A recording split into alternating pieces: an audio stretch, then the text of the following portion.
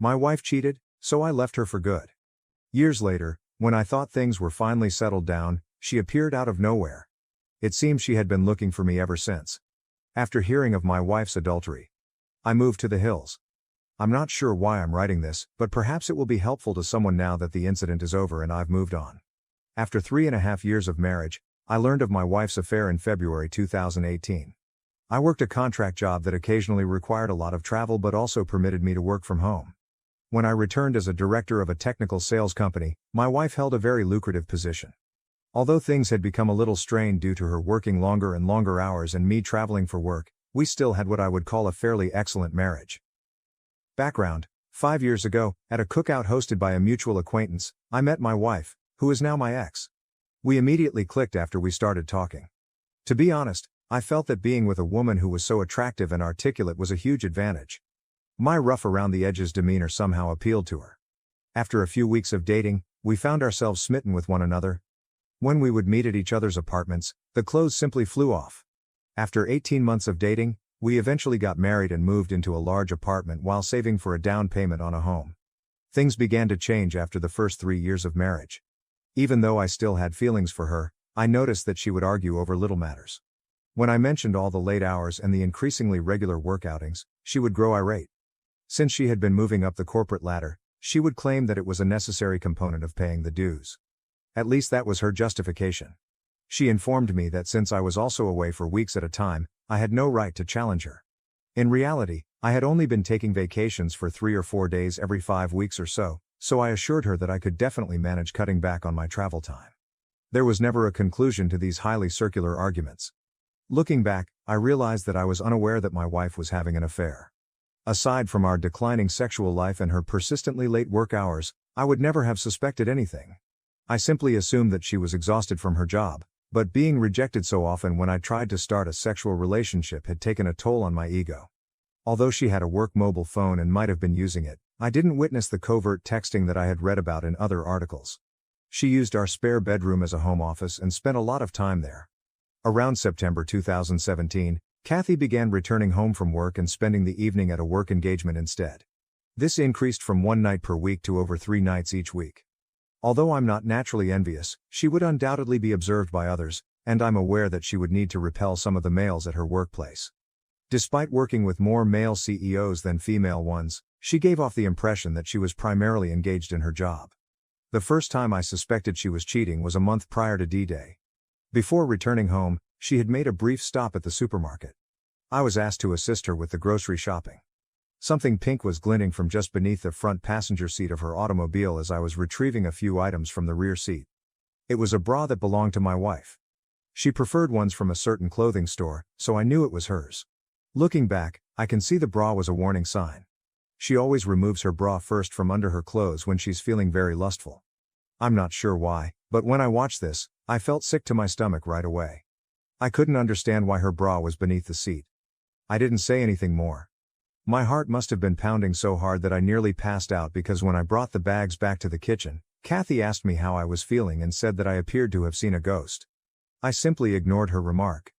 It took everything I had to conceal my emotions, but I did my best not to appear upset or deceived. I made the decision to try to find out whether or not she was seeing someone that night, and the following day, I began to consider all the hints I could have overlooked. Other than the bra, I had no evidence. She works in an office building downtown, and we live in a reasonably big city. I made the decision to temporarily put the affair idea out of my mind and consider giving her more of my attention. I prepared a delicious meal and arranged the dining table with elegant plates, silverware, and candles. One Friday after work, I purchased an arrangement of flowers and a lovely bottle of wine. I pointed out the dinner and everything I had made when she arrived, as usual, breezing in after work. She apologized and said she was sorry, but she had to go to a neighborhood hangout to meet up with her coworkers. She mentioned that she needed to take a shower first, but that she could have a small snack with me before she left. I guess I went utterly silent because my insides flipped on me. I won't explain the type of anger I was experiencing at the time, but I had had enough. I took my work cell phone and threw it in her back seat while she was taking a shower. I had been considering this as a means of using my own phone to find her. I walked into the kitchen after that and threw the food and flowers in the garbage. After taking a shower, she got ready and looked stunning as always. "All right, let's eat," she said. "Never mind, Go out with your friends, I urged. She asked me if I was angry after giving me a weird look. I'm sad that you never want to do anything with me, I said. She got upset and sarcastically remarked on my short fuse while telling me to stop acting like a kid. I muttered, "Foolish me," as I stood there allowing everything to settle in. For once, I felt we should spend the evening together. She simply gave me a sly smile and stormed off. I pulled out my second phone and began following my work phone. When she departed about 20 minutes away at the bar she often visits with her coworkers, I caught her stopping. I made the decision to go find her automobile. Indeed, it was in the parking lot of the bar. I waited to see if I could see her in my car across the street. I felt completely different, like a stalker, but I told myself that I had to calm my fear of her whereabouts. I observed her leaving the bar with a man about an hour after I got there. He had the appearance of an executive from her company. He took hold of her, drew her near, and planted a kiss on her lips. My body was totally numb, and my stomach started to clench up. Up they went to a different vehicle and climbed in together. When their automobile pulled out, I tried to keep up with them. You guessed it. They drove to a hotel 10 minutes away. As I stopped on the street beside the hotel, I saw them exit holding hands and enter. I'd seen enough. I felt foolish. I began pounding the steering wheel with my fist. That was it.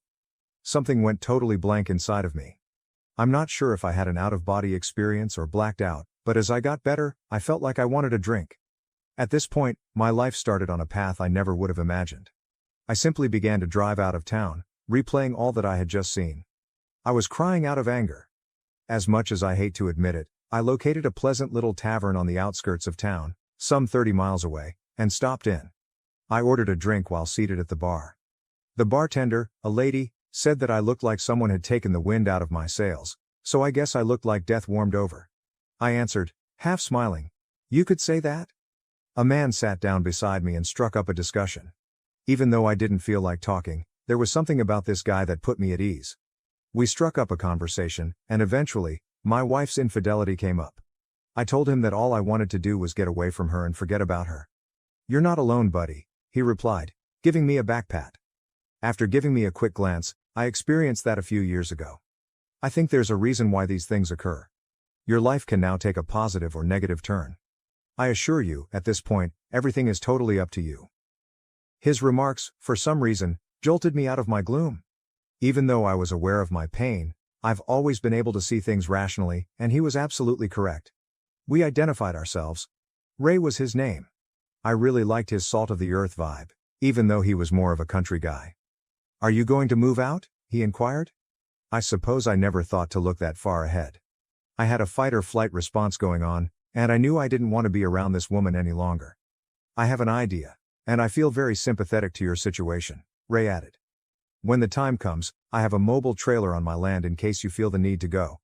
It might require some work and isn't very good. Why don't you visit and see if you could imagine yourself briefly residing in anything like that? I'll give you a terrific bargain on it. At least you could even park it on a lovely piece of property I own. I would appreciate it if you could watch it for me. It could be beneficial to escape your predicament, just a thought." I took a moment to comprehend his concept. "Hell, honey, if I could have escaped my crazy ex-husband years ago, I would have jumped at the chance to go live in his trailer or anything just to get my head on straight," added the bartender, who had been listening in on the chat. Perhaps this was just what I needed, but I felt as though I had wandered into the twilight zone. "Yes, I'll think about it and maybe check it out," I said to Ray. After a while, we split up and agreed to get together at his house in a few days. I began to feel as though I had some perspective and an opportunity to escape what I thought was a terrible heartache combined with a nightmare. I knew one thing for sure: I would never ever want to spend time with my wife again. I find cheating to be so disgusting, and it has always been the one thing I thought I would never put up with. I sat on the couch when I arrived home that evening after Kathy asked me where I had been. When she came out, "Where have you been?" I questioned, turning to face her. "You know I went to grab drinks," she said. I directly inquired, "Are you having an affair?" She appeared surprised, but she soon collected herself and responded, "No, why would you ask me that?" I informed her that I had heard she might be seeing someone at work. "Who told you that?" she said. "Someone I know," I said, but I kept the name a secret. After saying, "You're being ridiculous," she accused me of being intoxicated and insane and inquired about my whereabouts. "We're going to a bar to enjoy some drinks with our friends," I remarked. Despite her obvious desire to ask more questions, she returned to our bedroom and went to bed. Now that I had proof that she had been deceiving me for months, I made the decision to sleep on the sofa. I couldn't sleep at all because I kept seeing her in bed with this guy. I felt sorry for myself, disgusted, and hurt, but then I thought about Ray's trailer. The thought of it cheered me up, and it was almost like a revelation. Something must be wrong with me since the fight or flight response automatically activated amid the pain I was experiencing, and I preferred the flight response. We didn't talk much the following morning and carried on with the weekend as if nothing had occurred. I scheduled a meeting with Ray a few days later. I noticed that Ray had a lovely ranch when I got there, and the trailer was actually quite nice, about 26 feet long and fully furnished. It brought back memories of a fun spring break trip I took with pals while I was in college. Ray accepted the money I offered him for the trailer. To be honest, I almost took it from him. I drove over to see his ranch property after he gave me directions. There were hiking and biking paths close by, and the area was lovely with lots of trees and scrub vegetation. Ray had a little cabin on a hilltop overlooking the property, with electricity and water accessible for the trailer, and it was close to the foothills of some mountains. Ray promised to set up the trailer for me and pull it to the location. I tried to get Kathy to come clean over the course of the following few weeks, but all I got was gaslighting.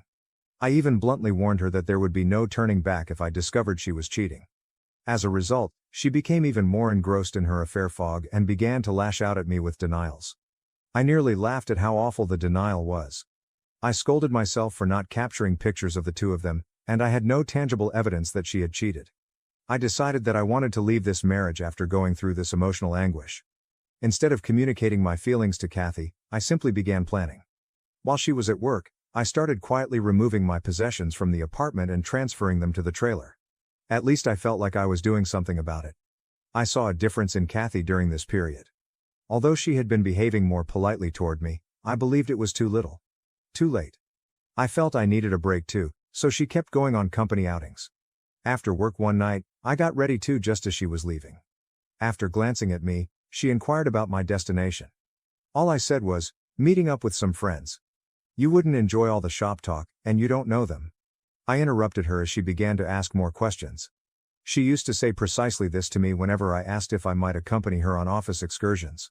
All right, have a good time, she added with a somewhat offended expression. I definitely will, I replied. I began making new friends while working on the trailer and hanging out with Ray at the bar. I felt better after spending time with Ray's wonderful family and friends. I also made the decision to cut back on my drinking because I didn't want to form any unhealthy habits. I knew better than to drown myself in sympathy, even though it would have been so simple. At this point, Kathy informed me that the next week she would be traveling for work. She stated the executive team and a few department heads were going. When I inquired who was going, I added, I hope you have a great time with your boyfriend. I glanced at her. I immediately regretted saying that because it sparked a furious argument, although, as Ray had informed me, it didn't really matter. I now regret not knowing more about her affair partner, AP. It doesn't matter who the other guy is, Ray replied. The fact that she chose to leave you is all that matters. She destroyed the marriage, whether she admits it or not, brother. Facts are facts. Ray ought to write a book for the betrayed. Damn it, I had the ideal opportunity to move out entirely during Kathy's work vacation. When she was gone, I collected everything valuable that was mine, including clothes, laptops, and equipment. I didn't take any shared goods or furniture. I left a note before I left. It was a lengthy explanation at first, but I chose to make it brief. I wrote, I hope it was worth it, on a piece of paper. On top of the note on the kitchen table, I set my wedding ring. I felt like a great weight had been lifted as I left. I was liberated. The hurt would take time to heal, and there would be baggage to cope with, but I had started. I needed time to myself and to swiftly and quietly get rid of her. The fact that I hadn't challenged her or coerced a confession didn't make me proud. I hadn't screamed or shouted. She didn't deserve it, in my opinion. She disregarded everything we owned, including our plans for the future, our aspirations for a home and a family, and now it was all gone. There was no turning back. I owed her absolutely nothing. She could handle the consequences. I hadn't planned anything or called a lawyer. I just wanted a new beginning and some clarity. The air from the mountains was just what I needed. When I got inside my trailer, I resumed running the next week, and it was wonderful to be alive. Kathy texted things like, we just landed. We're having a team dinner, and so on while she was away. Where are you? Was the question in a few emails. Why haven't you gotten back to me? I didn't answer. My phone exploded with calls and texts when she got home. She kept trying to get in touch with me, but I ignored her. Her mother also tried to phone me after the first day, but I didn't pick up. She didn't try to engage my father because we aren't close, and he is the only member of my family that I still have. Her messages grew more urgent after she was ignored for a week. "What is this?" was one of the texts she sent. "We must speak. I'm not sure what you believe you know, but nothing is happening. There isn't an affair going on." She finally texted me after a week of not answering, saying, "I'm sorry things got out of hand. It didn't matter that I was involved with someone at work. You were absent a lot while I was preoccupied with my work. I simply made an error." An error? I had been waiting for this confession all along, yet somehow it only made me detest her more. Why was she unable to be truthful? I didn't have any dreams about a future with this woman. Errors don't persist for 6 to 8 months or a year. Her pleas for me to return and work on the marriage eventually grew pitiful. I refused to respond to her. Even after she stopped bothering me for a few weeks, I didn't want her to learn where I lived or to snoop around in my life. I didn't want my haven to be destroyed by this woman. She then began sending nasty texts like, "You're a coward. One day you refused to speak to me? You have no regard for us. Come home, please, so we can discuss. You're where I am able to visit you, Paul. Please, let's chat and make things right." Damn it, although I don't recall all of the texts, they all appeared to be excuses with minimal genuine regret. In one ear, I let them go, and in the other out. After a while, I switched my mobile number. Update, June 2018. I received an email from Kathy informing me that she had hired a lawyer and was going to file for divorce. I just said, "Okay, that sounds good." This led to a barrage of emails requesting that I visit her and other things. She wrote that she would stop bothering me if I consented to an uncontested divorce. After realizing this wouldn't work, after I consented, I was genuinely free. A few months later, after I moved out of our apartment, I never had to see her again. She seemed to care more about that than I did. Even though neither of us had any closure, I would occasionally think of her for a few months, and yes, the grief would suddenly come to me, like when I heard a song we used to enjoy. After a while, though, I simply stopped thinking about her. Update 2, now that I'm officially divorced, things are going great. In actuality, I got to know a wonderful girl just down the hill from my house. I was running on the trail. We clicked when I helped her replace a flat tire. Despite being a few years younger than me, she is fantastic and quite adorable. She refers to me as her mountain man and adores my way of life. Although I'm not in a rush to commit, I also don't intend to give up on women entirely. I have no intention of moving out of the trailer anytime soon. I enjoy being outside and have simplified my life. It made everything easier for me, including the grief and my ex-wife. I am aware that everyone responds to these situations in a unique way. I was fortunate to be in my 3rd year of marriage and not yet a parent. I believe I acted in my own best interests. You don't have to spend your entire life with someone who cheats. If you experience something similar, try not to think about it too much. Continue living your life as you improve yourself, it will get better. I hope everyone has the finest possible life. I've revised this roughly 5 times to make it readable, and I just wanted to give you an update on my ex-wife's condition. I was worried that my ex-wife was attempting to find me. As I indicated in my earlier post, I left our previous residence, which was around 2 hours away. I ran into her last weekend at a coffee shop I often visit in the town close to my home. It didn't seem like a coincidence to me. Fortunately, I managed to get away before she noticed me. Third update. I went into town this past weekend to get groceries and made a stop at my normal coffee establishment. I was utilizing their free internet to work on some paperwork for work. I finished and walked out of the coffee shop. I was on my way to my pickup when I heard someone shout, "Paul!" When I turned to look across the street, I saw Kathy. I was being waved at by my ex-wife. Finally, Armageddon had arrived. She hurried across the street toward me, and I stood there in disbelief as though anticipating an embrace. She walked over and extended her hand. I stopped her in her tracks by instinctively holding out my arms with my palms up. She appeared to be in severe pain. Then she added, "I've been searching for you, Paul. I've wanted to see you since I heard you moved here. Can we have a conversation?" Guys, I felt like an animal confined in a cage. Yes, I did? Alright, let's find a table or something and we can talk for a minute. I finally gave in when she asked if we could come to my house. I firmly refused. At the end of the street, she trailed me down to a bench outside a small store. She began by remarking on how much I had changed and how much she liked my new appearance, beard, and level of fitness. She raved about how much my body had changed, wearing a tank top, small white shorts, and her hair in a ponytail, just like I used to enjoy. She was really putting on the charm. I had my radar set high. She was clearly attempting to activate the sex appeal. I needed to control myself so I could see where this was headed. She began by saying she was sorry about the affair. She claimed that after I left, karma had severely impacted her. When her employer learned of the affair, the situation became so tense that she eventually resigned. Her affair partner AP, who at the time was engaged, received criticism and was transferred to a different department within the organization. She replied by telling his fiancée the truth after he blamed her for everything, which caused them to split up. This is when she bowed her head and began to weep. I didn't say anything, I just sat there and looked around. She stood up straight and looked at me for a while. "What do you want from me?" I asked. She assured me that she had no intention of having an affair.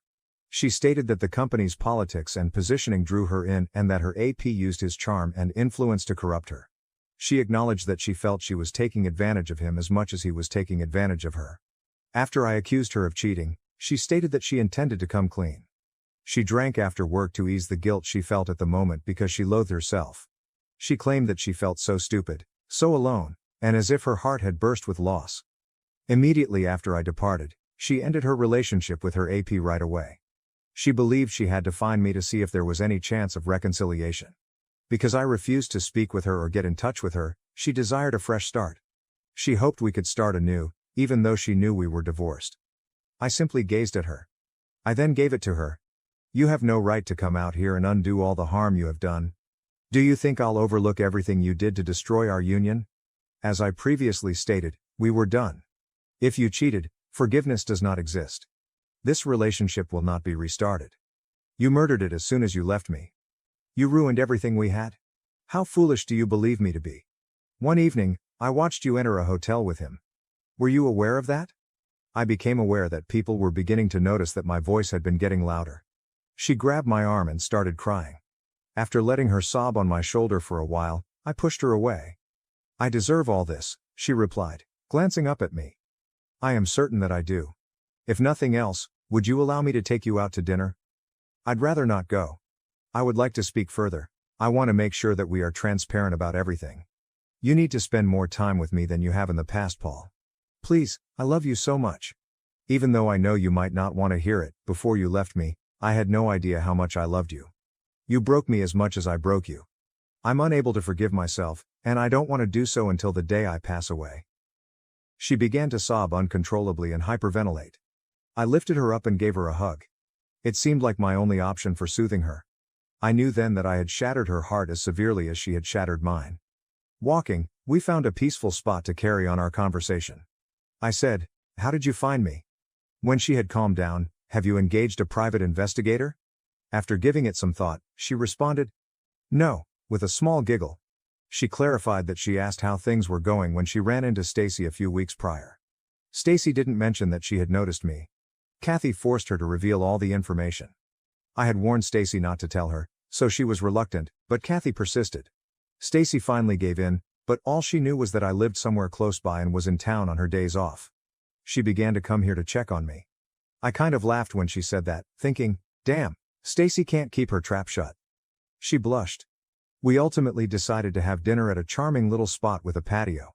I made sure we didn't drink anything since I wasn't going to give her a reason to be kind to me or say she wasn't so inebriated that she couldn't drive back.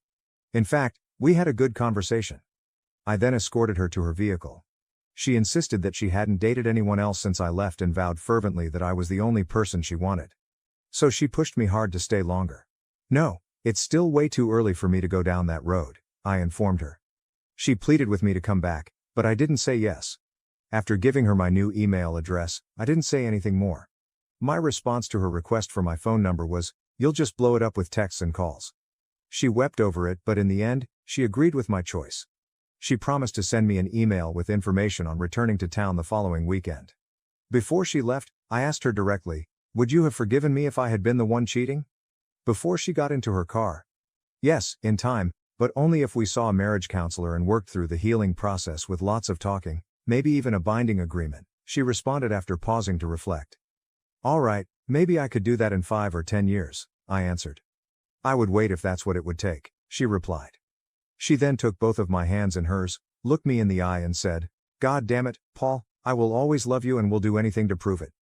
This statement truly caught me off guard. Her remarks continued to upset me even after she left. She had spoken those words so firmly. However, I was still unable to envision us reuniting. Even though I felt better about the incident, I was unable to perceive her as a friend at this time. Perhaps a friend, but even that was a mystery. I returned home, enjoyed a long run, had some beer, and thought about how far I had come. Could someone please assure me that she wouldn't destroy the tranquility I had created for myself? I had no idea I had the luxury of time to sort through it and get perspective, but it was all still too vivid in my mind. Last update. Most likely, this will be my final update. When I first uploaded my story to Reddit, the moderators kept taking it down. In summary, I ghosted my ex-wife for more than a year before she discovered me. She wanted to make amends and start over with us. You will be deeply disappointed if you thought I would be the typical beta blue pill fool and forgive her. She expressed her love and regret for the affair in a lengthy email she sent me last week. She offered to come out and stay with me for the weekend once more. My answer? I silenced her. I informed her that I had no plans to make amends with her. I'm totally happy living alone, taking advantage of my secluded position, and keeping things simple. At 32, I'm not in a rush to make changes. I have my own self-determination plan and have enjoyed the company of a few women and friends. I made it clear in my email response that I had no intention of reconciling and declined to provide her with my phone number. I no longer know or trust you because you made your bed. I hope the best for you, and perhaps we might become friends in the future, but not right now. She was annoyed by my evasiveness and responded in a telling way. She acknowledged that she had taken a job offer from a different state. Her true goal had been for me to accompany her, believing that my remote work would make the move simple. She wished we could start over somewhere new. She wanted to visit me in person to attempt to persuade me because she was running out of time before moving. Luckily for me, her time was up because I had a week of business travel scheduled. I'm grateful I will no longer have her in my life. She will soon recognize that her time with me is over, but I anticipate receiving a few more emails. She'll need to find someone else, and she might even cheat on them. To anyone reading this, make the most of your life. Let go of the past and give yourself the strength to go on. To all of you, good luck.